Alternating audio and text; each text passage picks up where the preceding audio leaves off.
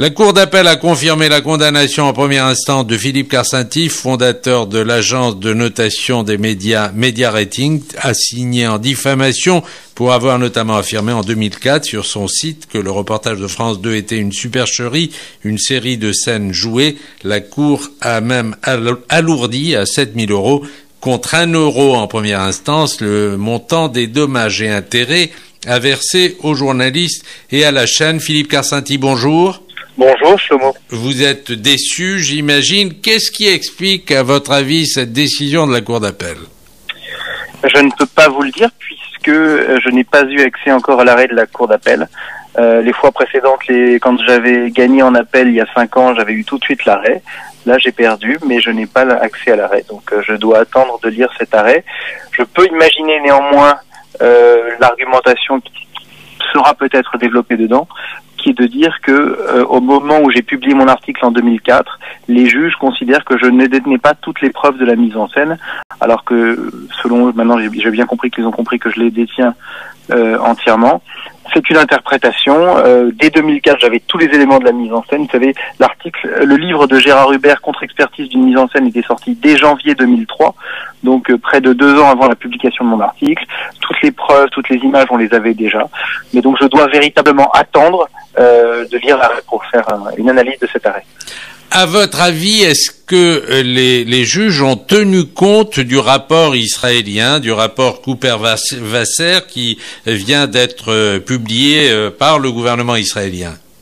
Alors, je ne le pense pas, et s'ils en avaient tenu compte, ce serait plutôt négatif, peut-être en disant que ça a été une tentative de manipulation ou d'influence de peser sur le cours de la justice, puisque de toute façon, ce rapport ne date que de mai 2013. Or, mon article date de novembre 2004. Vous savez, les lois de la diffamation en France sont assez précises. Il faut avoir, au moment où vous avez publié l'article, détenu tous les éléments de preuve. C'est-à-dire que même si demain Charles Anderlin à la télévision allait dire oui, je reconnais, c'est une mise en scène, j'ai été condamné aussi pour diffamation puisque je n'avais pas au moment des faits, au moment où j'ai publié mon article en 2004, les aveux de Charles Anderlin.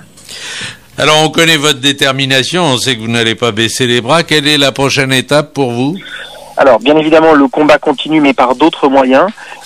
J'ai la possibilité de faire exactement comme a fait France 2 il y a 5 ans, c'est-à-dire de me pourvoir en cassation. Cela n'est pas mon intention aujourd'hui, puisque j'observe une chose, c'est que quand j'ai gagné il y a 5 ans à la Cour d'appel de Paris, cela n'a pas empêché les centaines de journalistes de signer une pétition contre moi, de Nicolas Sarkozy de faire remettre la Légion d'honneur à Charles Anderlin et France 2 de nier la mise en scène. Donc je constate une chose, c'est que la justice n'a pas été opérante pour mettre assez de pression sur France 2 pour qu'elle reconnaisse la mise en scène. Vous savez, l'arrêt de la Cour d'appel d'hier ne va pas transformer un faux reportage en vrai reportage. Il n'y a toujours pas une goutte de sang sur le père et l'enfant malgré les 15 balles d'armes de guerre qu'ils ont reçues. Il y a toujours l'enfant, une fois qu'il est soi-disant mort, qui lève le coude et qui tourne la tête en direction de la caméra. Donc, à ce stade-là, j'ai plusieurs options qui se présentent. Il y a 2 choses. D'abord, je peux rester en France et continuer le combat. Ou bien partir à l'étranger pour faire mener le combat de l'étranger. C'est une décision que je devrais prendre de façon. Je dois y réfléchir. Je vais y réfléchir cet été.